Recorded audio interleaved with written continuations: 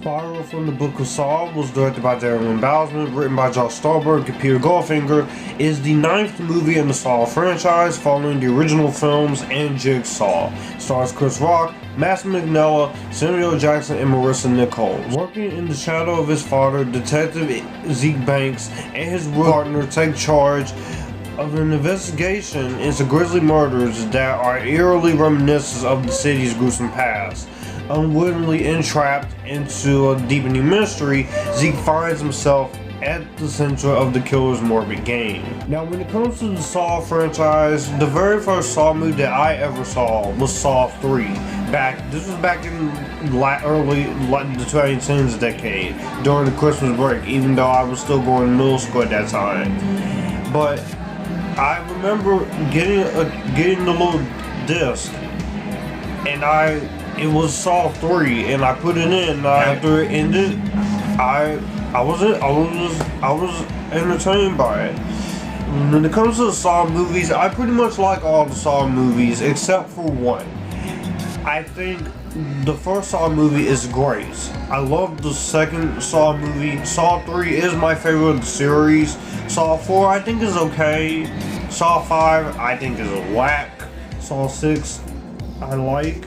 Saw 3D, I liked it when it came out, but now it's just And Jigsaw I thought was fine, but it could have been a lot better. So going into this one, I was actually very interested in how this was going to turn out, because you have Chris Rock, who's mainly known for his comedy, coming to step into a horror franchise and doing something different. And lately we've been having a scenario with comedians making the switch from comedy to horror. Jordan Peele did this with Get Out and Us, John Krasinski with A Quiet Place, and soon to be released A Quiet Place 2.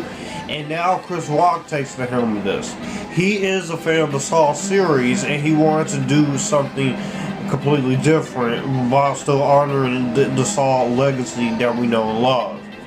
And going into this, I was actually really excited. Even when this movie was supposed to come out back in 2020, obviously, let's get into what I think of Spiral from the Book of Saw.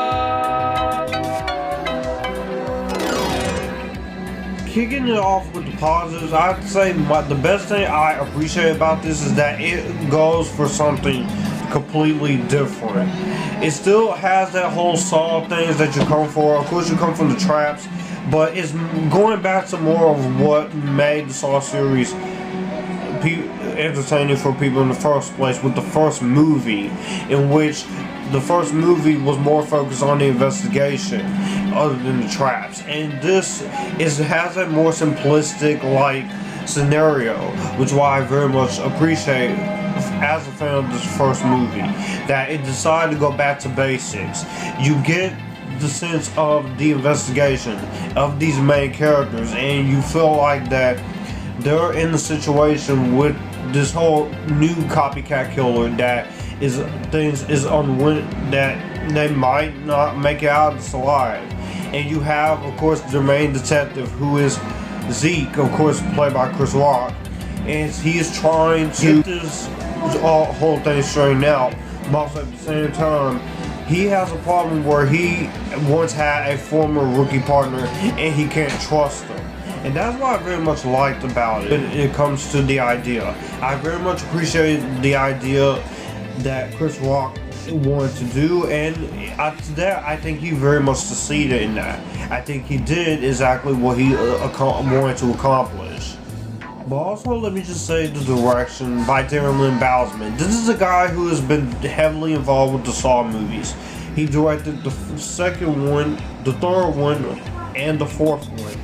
And while I was not the biggest fan of Death for Me, I thought his direction was one of the things I liked in the film. 11-11-11, I've heard nothing but bad things. I'll probably have to review that for Halloween, see how bad it is. But we'll see. But Darren Bousman, his direction here is really good here. He does bring back some of that traditional Saw stuff, like the high frame close-ups and the whole crazy editing, but it's not as high extreme as it was in most of the other Saw sequels. before this, it is there, but it's done in a way where at least it feels fluent, and it feels like it's there. But also, what I really like, what he focuses on in his direction, is the whole investigation process. This whole investigation, and also I appreciate the fact that it did have something to say about like how police, they can be corrupted, how corruption in the police system can lead to things that are going on like this. And I very much appreciated what they were going for here. It's kind of very reminiscent to what's going on with police and going on nowadays, and I very much appreciate that with the direction standpoint. As far as writing standpoint, I think, like I said, with the same thing with the direction, I appreciate what Josh Stolberg and Peter Goldfinger were going for. And also, Chris Rock had a hand in the story, so he knew exactly the movie that he wanted to make. And for that, I very much appreciate him for that. And that's another big thing that made me enjoy this movie as much as I did. Of course, the cinematography in this movie, the cinematography and the production design, the costume work.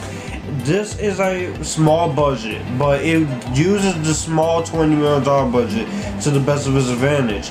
You have some great traps in here. Some of the traps in this movie, which I'll get to, but the way this movie is shot and the way this movie is lit and framed and edited in a lot of scenarios and a lot of places, I think this is very creative, very atmospheric, and it gave me that whole Saw feeling that I wanted again. This movie is very fast paced. This movie gets you straight in and straight out. This movie is only an hour and 33 minutes. It went by quick. This is, I believe, one of the shortest ones in the series. Chris Rock, Marisol Nichols from Riverdale, Minghella, and Samuel L. Jackson are all really good in this movie. But it's really Chris Rock who has to carry this movie on his shoulders as Zeke Banks. He is mainly known for comedy, and he does bring some of that comedic charm into his role. But when he is trying to be serious and trying to get this thing figured out, I very much liked him in writing. For some reviews, some people saying he's not convincing enough, he's not as strong in the dramatic department, but he does a really good job in the role, and I was very impressed with Chris Rock. I've always liked Chris Rock as an actor, and so seeing him do a Saw movie was a big surprise. It is a major departure from what he usually does, but I appreciate the effort that he wanted to go for here. Also, Samuel L. Jackson here is a very small screen time as the father of Zeke, but he makes the screen time work, especially with his little small scenes with the chemistry he has with Chris Rock. I think are very great. Marisol Nichols, of course, great as Riverdale, great actress in general. She was good here. I also really like Max Minghella as the partner of Chris Rock, but there's a little reveal about him which I won't spoil. Just in case y'all want to see the movie, I ain't gonna spoil it because I know you Saw fanatics do not want anything ruined for you. But the acting in this movie is really solid from everyone here, and I think everyone did a good job with their acting. We come for the traps. These are not the greatest traps ever, but this movie has some pretty gnarly, gruesome traps. You have this one trap at the beginning of the movie with this one guy in his hand where he's stuck. It's a subway scenario and he has to use his tongue to get out, which I saw a little clip from it before the movie came out, but even watching it in the actual movie, I'm like, ugh, this is brutal. And I know, reading this on Twitter, that Darren Bousman, he has to get this movie cut down 11 times in order to secure an R rating because a lot of the traps in this movie are pretty violent. But that's what we go to a Saw movie for. We go for very violent and bloody traps, as much as we go for an investigation with the police. There's also another trap in this movie involving Samuel L. Jackson towards the end of the film. And then you have this one trap that involves hot wax. These are some of the most gruesome, visceral traps I've seen. Not some of my favorite traps from the other movies, but they get the job done, and I very much like like what they're going for with the traps. But I very much appreciated the effort. Again, there was effort put into this, and I was very happy with it. Of course, the score by Charlie Plowser is great. Yes, you do have the song for the movie, which I think the song is good. Not as good as Travis Scott's The Plan from Tenet, but I think it's good. But the score by Charlie Plowser in this movie is great. You have that classic Saw theme that we all know and love, and I very much enjoyed that part of the movie, and I was very much into that. So that was always a plus for me. Because this is not a perfect movie. At times, some of that high frame rate and crazy editing can get a little bit too much in a few parts of the movie, and it will take you out of it a little bit. And I do feel like that could easily been avoided a little bit. I know you have to do what you have to do to avoid NC-17, but some of that crazy editing, it is there. It is there, but it didn't take me out of the movie completely. Also, I feel like the script in this movie was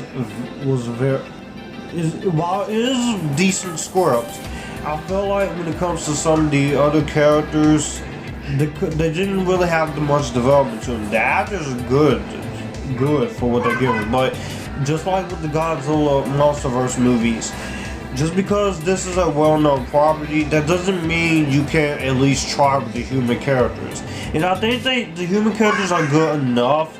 They're at least better than some of the human characters in Jigsaw and in Saw 5. I'll tell you that much. But these are serviceable enough characters. I don't think they're horrible. I don't think they're bad. I just think they could have been a little bit better. That's pretty much me. But again, you don't come to Saw for great character development and Oscar worthy. You come for the traps. But I just felt like the writing and at times could be a little better. And also, there are some moments of humor that doesn't really quite work at times. But that's pretty much every negative I have with Spiral from the Book Saw.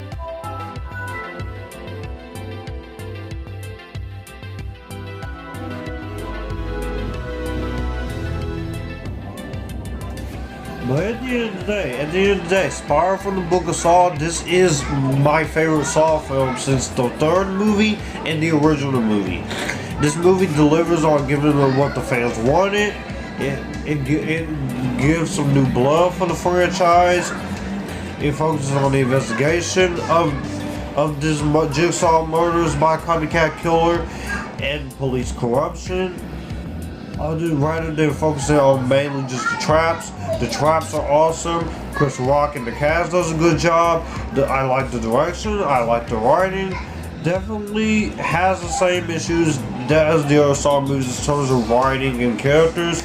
But that's with every Saw movie. But I enjoy myself enough, and I'm going to give Spiral from the Book of Saw a highly recommended. So, what would you guys think of Spiral from the Book of Saw? Comment down below what you guys think of it. Do you like it? Do you hate it? Or are you somewhere in the middle? All my social media links in the description box down below. If you like some money to my channel or you want some fan mail, you can email me and DM me privately as well. If you would like to send anything from my Amazon wish list, you get in touch with me privately, and I'll let you do that. Also, my merchandise store is in the description box down below. Be sure to check out the 5 Film Geek podcast, which we will be doing our first podcast episode pretty soon. We just have to get everyone together. Also, check out my other videos here. Be sure to hit that like button, comment down below what you guys think, and be sure to hit the subscribe button and the notification bell to get notified when news videos are up. Otherwise, you're not going to get every notification for live streams or videos like this. And with that being said, you guys keep cool, enjoying the Epictasticness.